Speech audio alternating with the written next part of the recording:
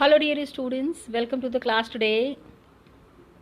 So children, we are talking about the Mughal dynasty and we are trying to understand that how Mughals ruled India. Abhi last video we have tried to understand two of the new words, primogenitor and coparcenary. Primogenitor and coparcenary. क्या है ये words? What are these words and what does it mean? मतलब क्या है इसका? Yes, we will try to understand this children in a very वो हमने पढ़ लिया था कि प्राइमोजेनिटर जबकि एल्डेस्ट सन को ऑटोमेटिकली रूलर बना देते हैं. कोपार्सनरी व्हेन सारे भाई आपस में लड़ाई करके डिसाइड करते हैं, जैसे चलो लड़ाई कर लेते हैं, let's fight and then decide who would be the ruler. Okay, तो क्या है कि इस तरह से इनका सक्सेशन का एक तरीका था. This was their way of succession, this was their way of ruling. when we see the table 1 once again, एक बारी अभी I in the last video I had explained you about the Mughal rulers in the different times. हम देखेंगे कि Mughal rulers जो है ना, constantly they were going to those places. उन रूलर्स के किंगडम में वो एंटर करते थे जो रूलर्स इनकी बात नहीं मानते थे. Any ruler and every ruler who opposed them, who opposed the Mughals, उनके किंगडम में ये घुस जाते थे. They used to enter their kingdom and Mughals were becoming powerful day by day. Many other rulers also joined them voluntarily. क्या हो रहा था? देखो, one thing we need to understand, when the Mughals started becoming powerful, जब वो powerful बन रहे थे तो उन्होंने बहुत ज़्यादा, ऐसे तो मतलब कि ऑफ कोर्स रूलर्स हैं तो they have to be very strict with their ruling. लेकिन some of the emperors who were there ना, दे लाइक्ड देयर एडमिनिस्ट्रेशन. कुछ लोगों के साथ इन्होंने बहुत ही अच्छे से अपना रिलेशन निभाया. They carried on their relationship with some people in a very proper manner. ठीक है. So Mughals they became powerful. The many other rulers also joined them voluntarily. And Rajputs सबसे अच्छा एग्जाम्पल जो इसमें ना, that is of the Rajputs. Many of them married their daughters. उनकी बहुत सारे राजपूत ऐसे थे जिन्होंने कि अपनी डॉटर्स की शादी की मुग़ल रूलर्स के साथ. अकबर के वाइफ, शाहजहाँ की wife, their relation with their wives was very nice. They used to respect the Hindu customs and traditions, Mughal families, and they received high positions. Obviously जब रिश्तेदार बन जाएंगे, अकबर के जो वाइफ के ब्रदर हैं, अकबर के जो ससुर हैं, वाइफ के जो फादर हैं, उन लोगों के साथ ही can not have a bad relation. बहुत बुरा संबंध तो नहीं रखेंगे ना. तो they use to have very cordial relation with their relatives, जो उनके रिश्तेदार थे. And Many of them married their daughters. अब उनकी बेटियों के साथ इन्होंने शादी की मुग़ल फैमिलीज़ में. एंड हाई पोजीशंस रिसीव किया इन्होंने. लेकिन काफ़ी सारे लोग थे जिन्होंने इनको रेजिस्ट किया, इनको रोकने की कोशिश की, इनको पूरी तरह से साथ नहीं दिया. ऐसे भी लोग थे, please understand.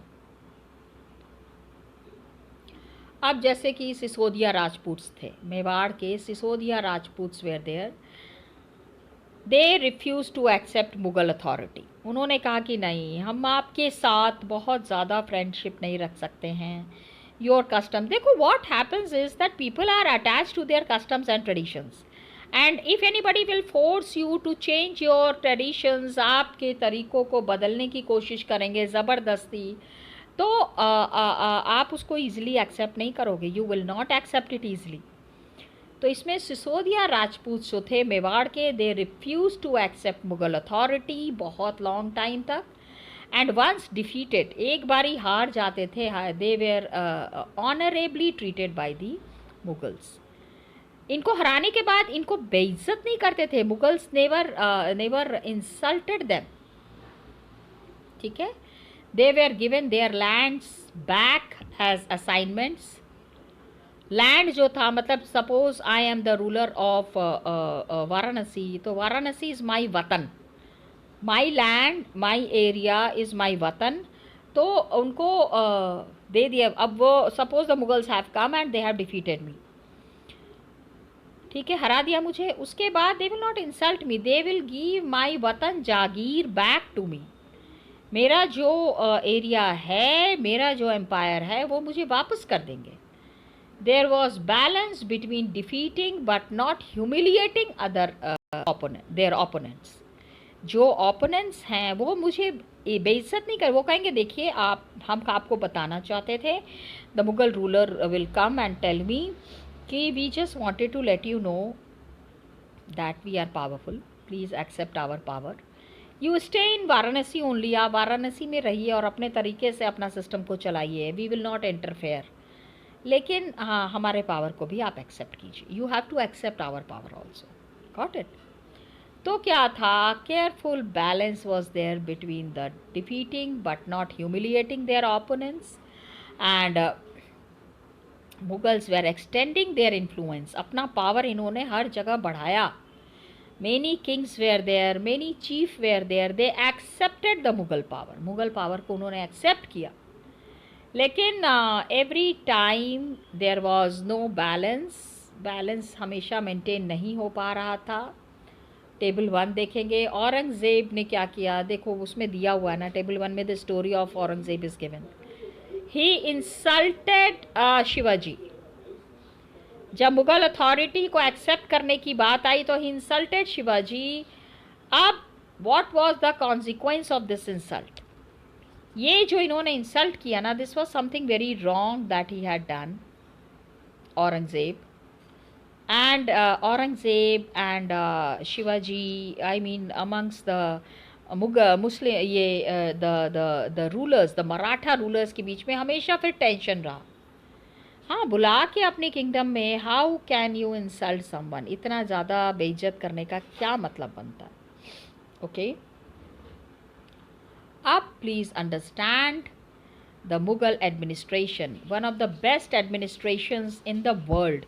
Yes, my dear students, I am telling the world because many parts in the world people follow the kind of administration that was being followed by the Mughals. Mughals के administration को बहुत ज़्यादा appreciate किया गया है। So the empire expanded, the Mughal empire was expanding, and different regions were included in the Mughal empire, and diverse, बहुत तरीके के लोगों को इन्होंने अपॉइंट किया अपने यहाँ। मीन्स देखो, this is something very appreciable that they gave chance to each and every category of people to work with them very faithfully.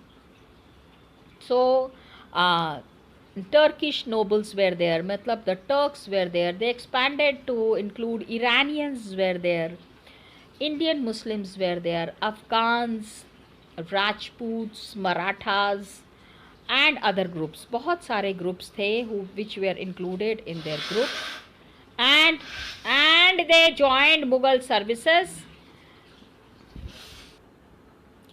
Now one new thing we will be understanding, that is the Mansabdars and the Jagirdars. ये कौन थे? Who were the Mansabdars and the Jagirdars? Empire was expanding, Mughal empire getting powerful day by day. बहुत सारे, there were different regions in the Mughals recruited many kind of people, and they have given chance to each and every person in the kingdom. छोटा सा, Turkish nobles were there, the Turks were there, they expanded to include Iranians, Indian Muslims, Afghans, Rajputs, Marathas, सबको they have included them in their kingdom. Everybody was given a chance to prove themselves. ठीक है, that made their administration. देखो, many kind of people are coming from various aspects of life, and if each one of them is given a chance to work with the Mughals, सब लोग अपना अपना idea share करेंगे, फायदा किसको होगा? Of course the Mughals will be always benefited. ठीक है, अब जो लोग मुगल्स का service, the people who joined the Mughal service, who were serving the Mughals, who were looking after the Mughal administration, they were called as mansabdars. क्या कहते थे इनको? They were called as mansabdars. Okay? अब mansabdar क्या था term? mansabdar is an individual, one person who holds a mansab. What is a mansab? A mansab is a rank. So I am a mansabdar. मैं एक mansabdar हूँ, ठीक है? Now when I am a mansabdar, तो I have got a mansab. क्या है? Means I have got a rank.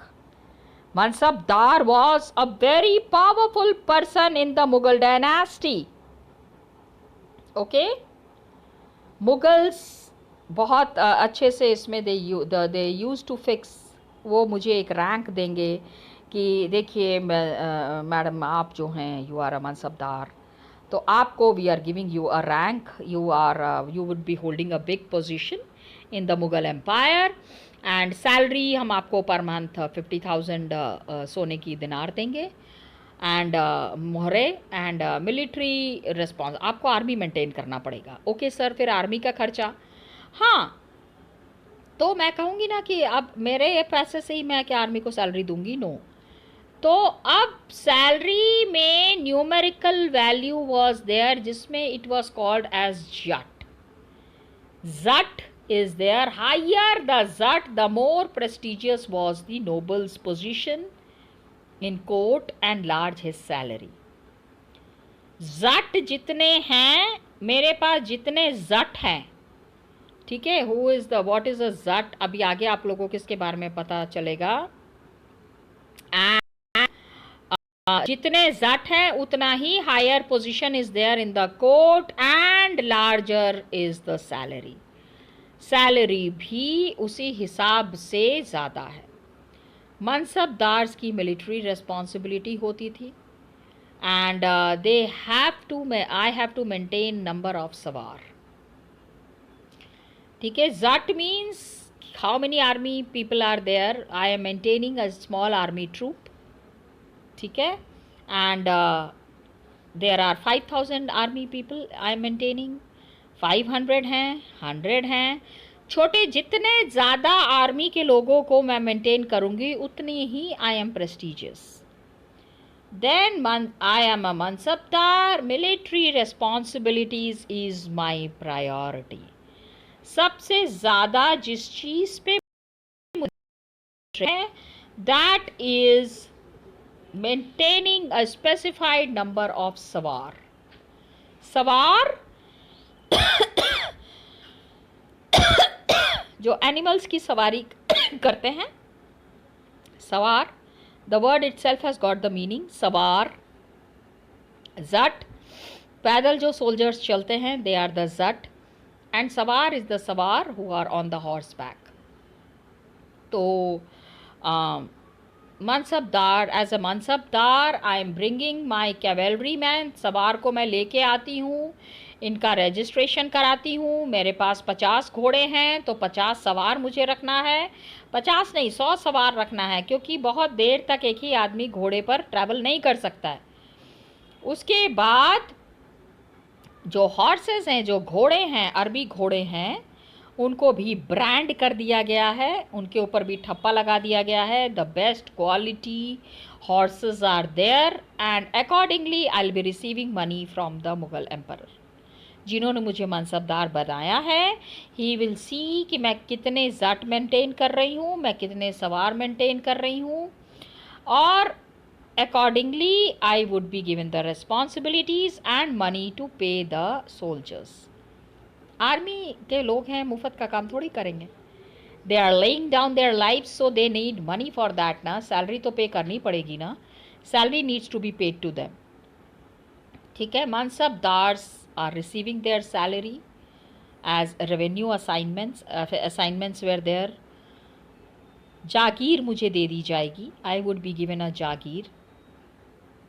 ठीक है. जैसे या दिल्ली सुल्तान्स के टाइम में हमने पढ़ा ना, देर वर इक्तदार्स होते थे, उसी तरह से मनसबदार्स भी होते थे.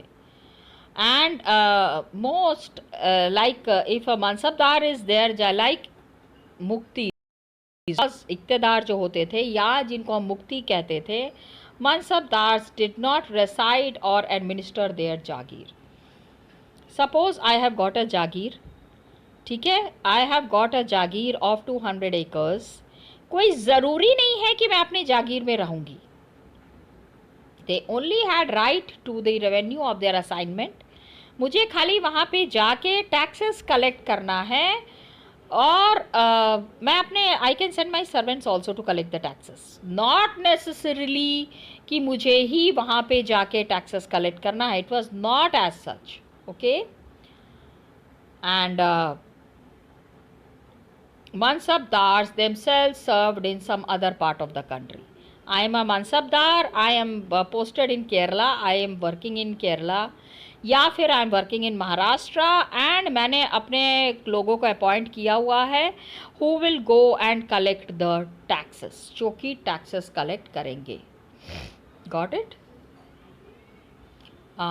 रेवेन्यू है, असाइनमेंट्स है, जो कि पैसे कलेक्ट करने का असाइनमेंट मिला हुआ है. So I will be collecting the money and I will let the emperor know मैंने कितना पैसा कलेक्ट किया है. Now the mansabdars are not, I don't have to reside in the place जहाँ पे कि jagir is to be administered. खाली revenue collect करना है एंड मुगल एम्परर को सारा हिसाब देना है. Okay, I can be staying at any part in India and I can perform my duties as a mansabdar. अब just see here zat. zat का मतलब वहाँ पे क्लियर नहीं हो रहा था. So here clearly it is mentioned what do you mean by zat and what is the ranking. Zat, I have to maintain, if I am a mansabdar, I have to maintain a zat of 5,000. 5,000 तो क्या है, सबसे ज़्यादा is the 5,000 soldiers. 5,000 जट मैं अगर देखभाल कर रही हूँ तो I would be needing lot of money. तो if the zat is above 5,000 तो and those of 1,000 there were 29 mansabdars. इतने सारी आर्मी के लोगों की देखभाल करना was not an easy task. 5,000 is a big number. Okay. Aurangzeb के टाइम पे क्या हुआ, during the time of Aurangzeb mansabdars, Akbar के टाइम में सिर्फ 29 mansabdars were there, but now during the time of Aurangzeb the number of mansabdars increased to 79.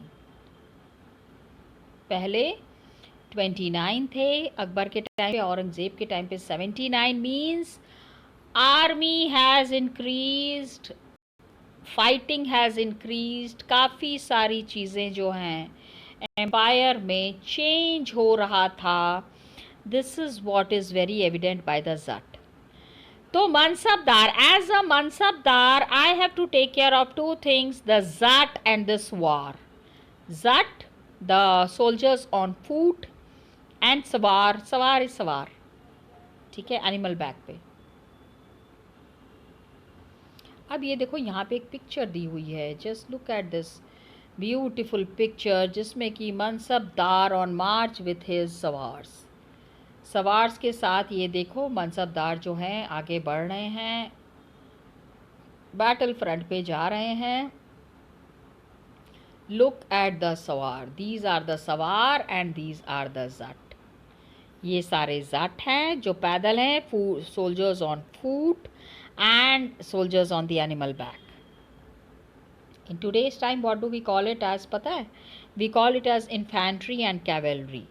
Cavalry is the soldiers on the animal. तो अब हम नहीं यूज़ करते ना, we do not use animals. लेकिन आज भी देयर इज़ ऊँट वाली, राजस्थान में ऊँट वाले आर्मी है, ऊँट को मेंटेन करते हैं। बिकॉज इन राजस्थान ना डेजर्ट एरिया इज़ देयर, वहाँ पे द कैमल इज रिक्वायर्ड, जहाँ पे टैंक्स नहीं चल सकते हैं और घोड़े नहीं चल सकते हैं, वहाँ पे camels run and camels are given the training. Got it? तो इट इज स्टिल देयर। एक और फोटोग्राफ है, details from a miniature. Shahjahan के टाइम में ना करप्शन, फादर के एडमिनिस्ट्रेशन में करप्शन था। Corrupt officer is receiving a bribe and a tax collector punishing poor peasants. ठीक है, टैक्स कलेक्टर क्या कर रहा है, ये देखो, गरीब इंसान से टैक्स कलेक्ट कर रहे हैं, और अमीर आदमी क्या कर रहा है कि ये देखो, he is paying money to the rich person, the rich person is paying money to the tax collector, to the mansabdar. अब देखो, this is a very sorry state. इस तरह की ड्राइंग्स भी हमको मुग़ल बुक्स में से ही मिली हैं। We have got this from the Mughal diaries, from the Mughal books only. तो it is very evident, it is very clear किस तरह से ये यहाँ पे ब्राइब चल रहा था। अब आप ये देखो, अकबर के टाइम पे क्या था ना, during the time of Akbar, jagir, jagir means I am a mansabdar, तो I have got a jagir of 100 एकड़ लैंड, 200 एकड़ लैंड, इतनी ज़मीन मुझे मिली हुई है, तो उसमें असेसमेंट करना पड़ेगा। The land needs to be assessed. Got it? कि किस लैंड से कितना पैसा मिलेगा, how much money would be collected from which land, that is the assessment that needs to be done, so that the revenues is equal to the salary of the mansabdar, mansabdar के salary के equal ही हो जाए।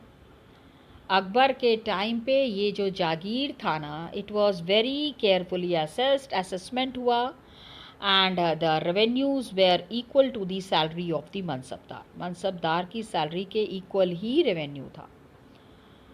तो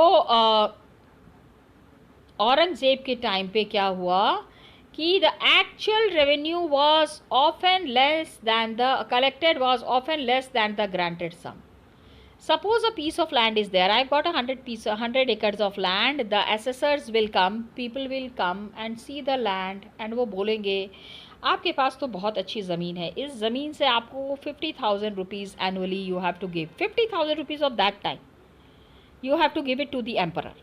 दे will come and tell me कि emperor को आपको 50,000 rupees as देना है, एज टैक्स देना है। So I would be in a fix, मैं शॉक हो जाऊंगी, इतना सारा पैसा कैसे देंगे।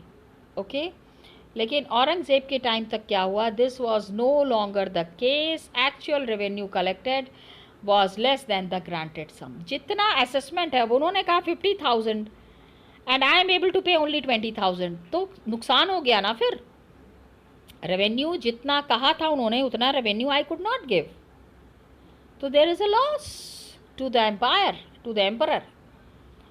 So there was also number of mansabdars also increased during the time of Aurangzeb, and long wait before they received a जागीर। जागीर मिलने के पहले काफ़ी दिन तक इंतज़ार करना पड़ता था।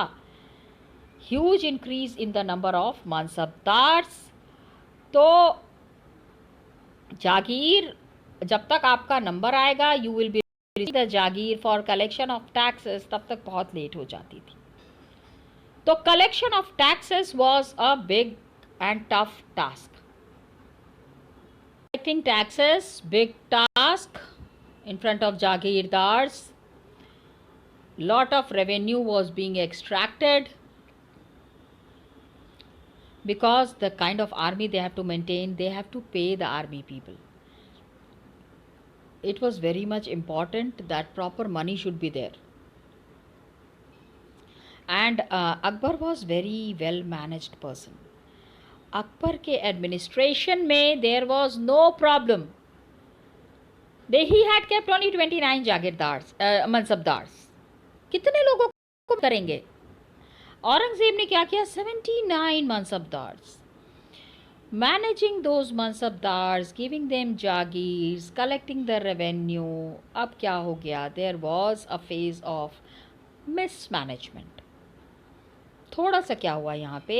Mismanagement होने लग गया. Okay? And the way things were balanced and managed during the time of Akbar, Aurangzeb के टाइम पे ऐसा नहीं हुआ. Many जागीरदार्स tried to extract as much revenue. अब रेवेन्यू कहा गया है 50,000, तो जागीरदार्स क्या करते थे ना, they use to collect 1 lakh. Emperor को 50,000 पे कर दिया, 50,000 अपने पास रख लिया. Emperor is not coming to check ना. एम्परर को तो 50,000 असेसमेंट 50,000 का हुआ है. The land that has been assessed, वहाँ से the money that would be collected is only 50,000 has to be paid. But then these mansabdars were become very atrocious. बहुत ज़्यादा अत्याचार कर रहे थे ये लोगों के ऊपर. As a result, people were facing lot of hardships. बहुत ज़्यादा लोगों का सामना करना पड़ रहा था. Okay, and Aurangzeb was unable to control the situation, and when when the empire had started, when the ruling had started, peasants there suffered tremendously. देखो, word is used here tremendously, मतलब जो किसान थे वो बहुत ज़्यादा परेशानियों का सामना कर रहे थे. Got it children? तो this was about the mansabdars. Please revise the zat, please revise about the sawar, and we'll be carrying on in the next class. Till then children, thank you so much and all the best to you.